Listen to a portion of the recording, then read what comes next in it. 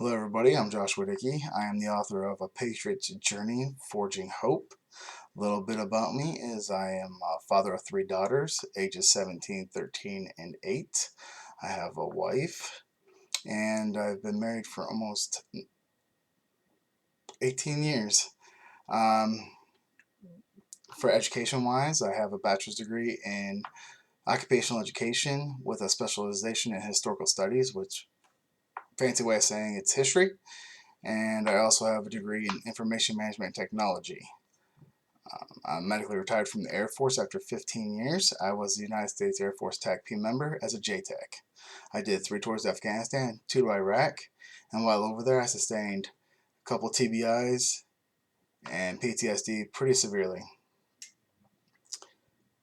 The reason I wrote this book is because one of my really good friends committed suicide, and while I was active duty I really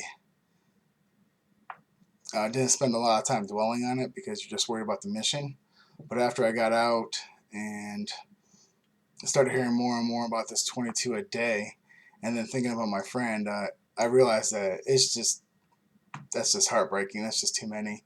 So I decided to write a book, and turns out I was actually pretty talented at writing poetry. At least that's what people say. So um, I have a lot of passion in my writing. I have a lot of passion in my words, and I'm hoping that others can feel and hear the same passion I speak with.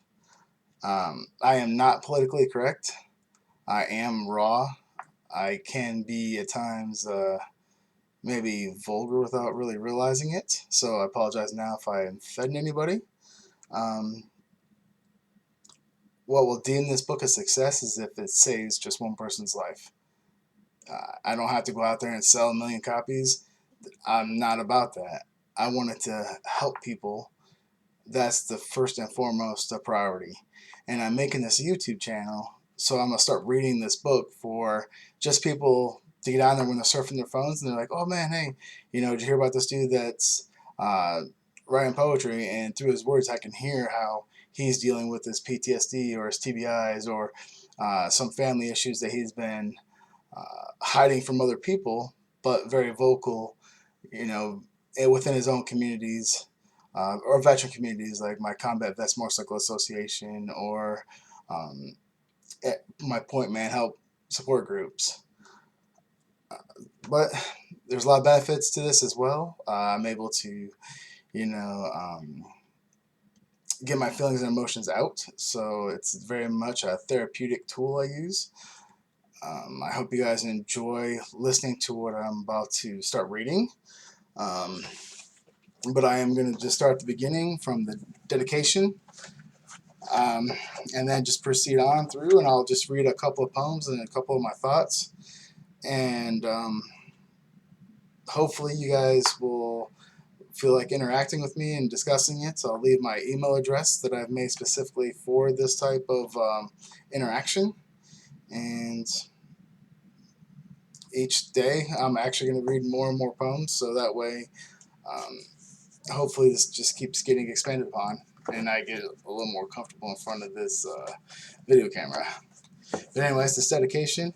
This book is written for people who never lost their faith in me, even though I lost faith in myself. The special people are my wife, Tara, and my 3 daughters, Delaney, Kennedy, and Addalie. I know being a military family wasn't easy, but it was an adventure.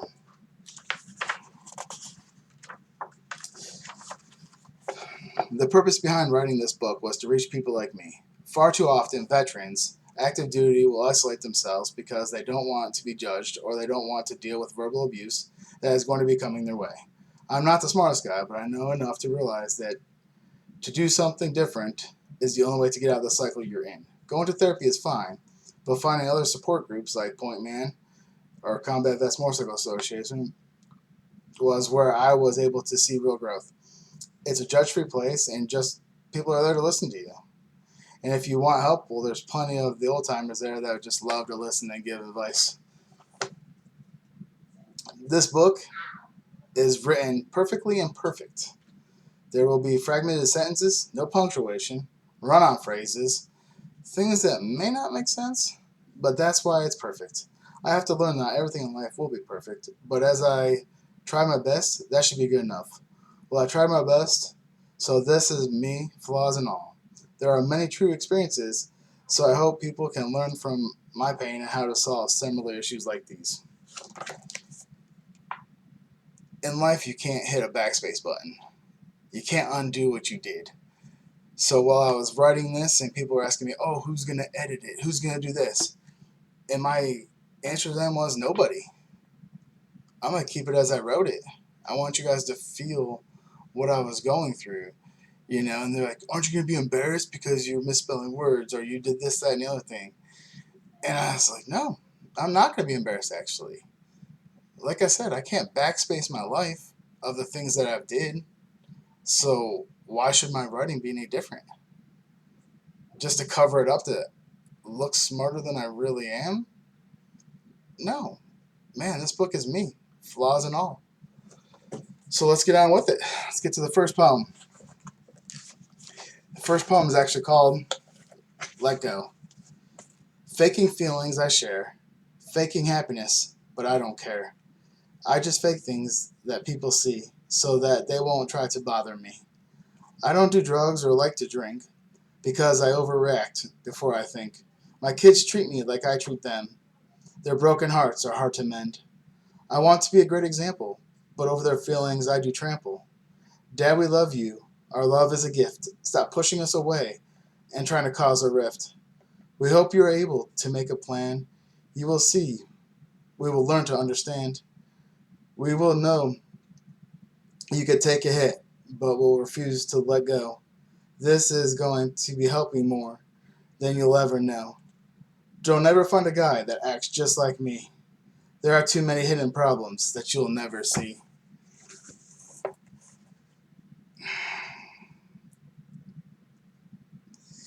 So, so that was a poem I wrote. And so on the next page in this book that I have set up for you guys, or that's displayed, I have my actual thoughts on the other page and what I was actually thinking when I was um, writing that poem. And Let It Go is about just stop being fake. There's a plan to always fake it till you make it, but there comes a point in time when people just need to see the real you. People will showing that the real you, or you'll have to allow yourself to be vulnerable. If you never the show the real you to anyone, and then people just will never know who you truly are. And as a father, I believe dads are the greatest example to their little girls. And when they try to look for a future husband, boyfriend, whatever, they're gonna find somebody that is like their dad. So if I go around calling them names or any type of things that I'm doing to them, they're gonna think that's all right. And so if a guy is doing that to them and that's normal to them, then they're always gonna be that way. And that's just I don't want to see my girls go through that. It's just not the way I want them to be raised. So I'm trying really hard to show them that through not only showing them personally, but showing them through their mother is, hey, this is how a man should treat a woman, respectfully at all times. And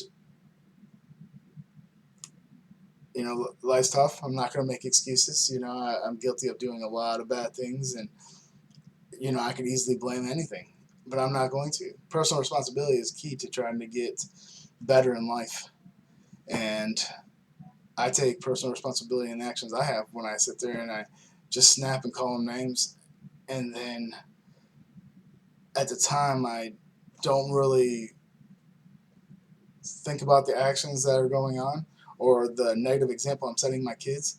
But then all of a sudden at night I'm in my room and I'm just thinking of like the damage I'm doing to them on an every single day basis. I don't do it every single day, but I could be doing it on a daily basis and not even realizing it because I'm just worrying about me. There's more than just me that's going through these same problems I'm having. Yeah, I have PTSD, but guess what? These people have to still deal with me. So I'm causing them trauma as well by just not being willing to adjust or trying to, say, hey, you're not like Billy's dad. Billy's dad doesn't get angry because I tripped. So, I just want to let people know that you have to start somewhere. And your first starting point is first admit you have a problem, because that took me forever. I wanted to hide it because I just wanted to be gone all the time because I was most comfortable when I was overseas. When I'm in Afghanistan, I slept so good. I knew what to expect. I knew what people expected of me. I didn't have to worry about nothing. In all honesty, my life was easy.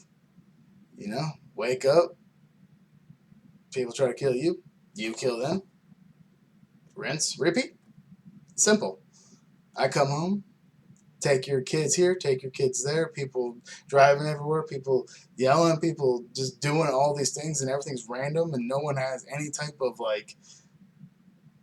lane they stay in. It's just chaos every time, everywhere, and you're just, man, it's a hard life to get used to, especially when you spend so many years in the military, and everybody knows their path. There's respect at every single level you go to. You earn it the longer you're in.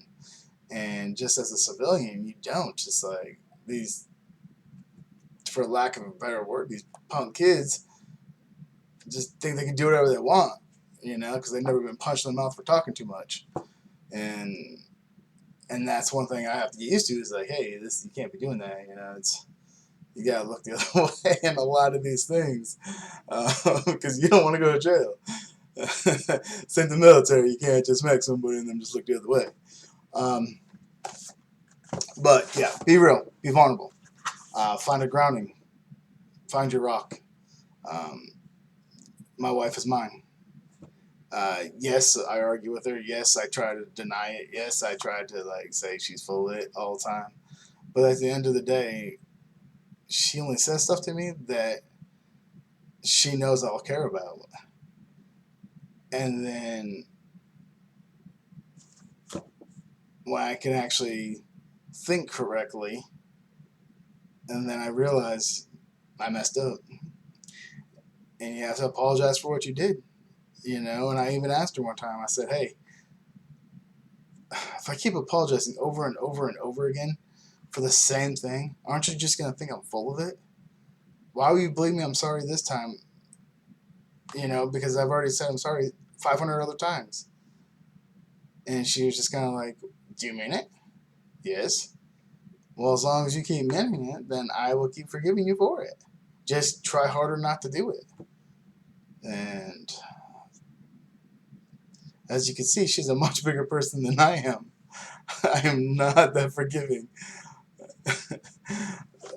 But that's why she's the rock in the relationship. She's the strong and steady, and I'm the kind of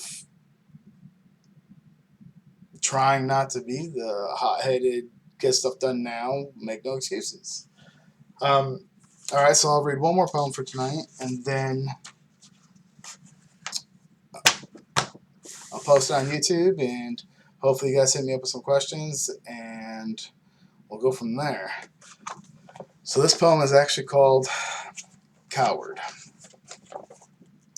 I never thought war would make me super scared. This feeling I had was so bad, it cannot be compared. It wasn't a monster or a fictional beast. It was a little Haji that lived in the Middle East. I had never felt so much fear. You could never know. It was like all the wheels are spinning with nowhere to go.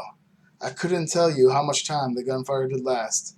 I just know I'm struggling to keep it in my past. I never believed it could happen to me. I just feel like the biggest coward you'll ever see. I used to laugh at all the things they said about mental health. I never knew it was so sneaky, practically stealth. Now this once cocky and arrogant me is forced to question and doubt, you see.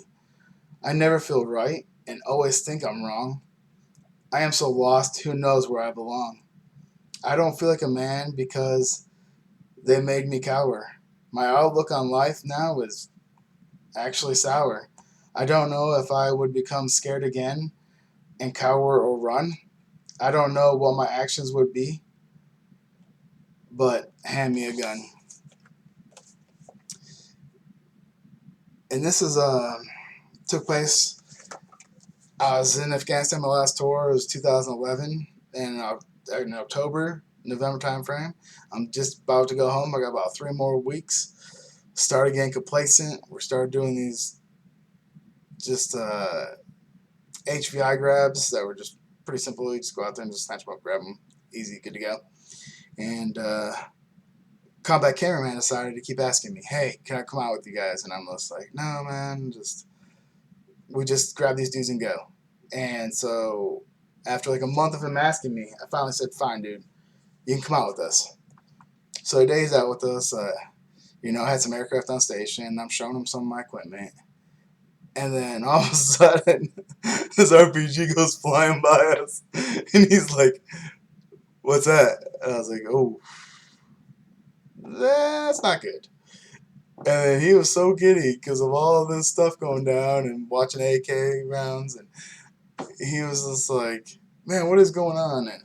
And it basically turned out to be we were in the wrong place at the wrong time because I guess the um, the Taliban decided that night they wanted to hit up a border patrol checkpoint, and we didn't know it was there, and so we were actually like in the middle of this engagement because they didn't know we were there. So we're kind of like sitting there going, "Okay, wait, if we engage these dudes, then they're both gonna turn on us." So we kind of almost had to just sit there and just take it. And the whole entire time, people are just looking at each other like, "What are we doing? What are we doing?" And people are staring at me like, "Hey, you can drop bombs, right, and get these people?" And I'm just like, "My aircraft got pulled like 10 minutes ago for higher tasking, so no, I got nothing, man. We're out." And anybody knows Afghanistan, it's loitered with anti-personnel mines, anti-tank mines in their fields. And so after there was a break in contact, all of our trucks had a vehicle control point about 2 miles away, and you can hear these motors just screaming because they heard all this firefight going off. And so they break contact. So now we have to run through these fields to get to this checkpoint. And so now, not only were you afraid when this battle is going down because you're just like, "Oh crap, I can't do nothing. Whomps if this happens," and you're just kind of in your own head. But now you're running through a minefield basically, trying to get to this checkpoint, and they're legit minefields. Like they're everywhere. You can't deny it.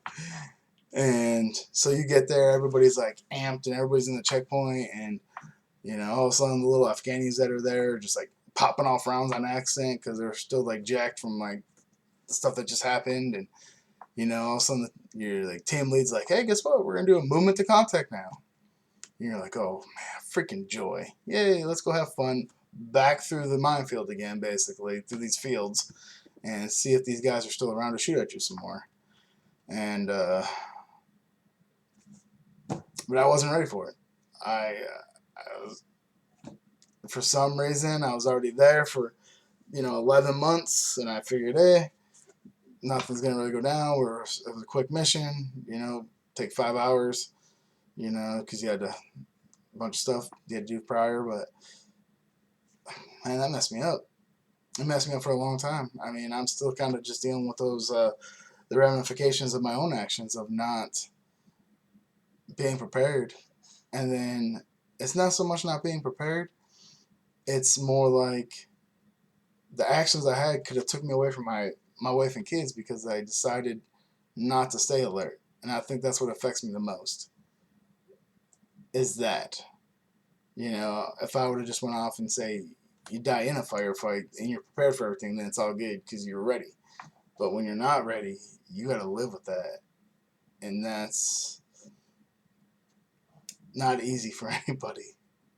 Um, well, anyways, I hope you guys enjoyed hearing my two poems and hearing what I was thinking over those two different ones. Like I said, I'm going to be reading about 2 to 3 poems a day, discussing what I was thinking when I was writing them.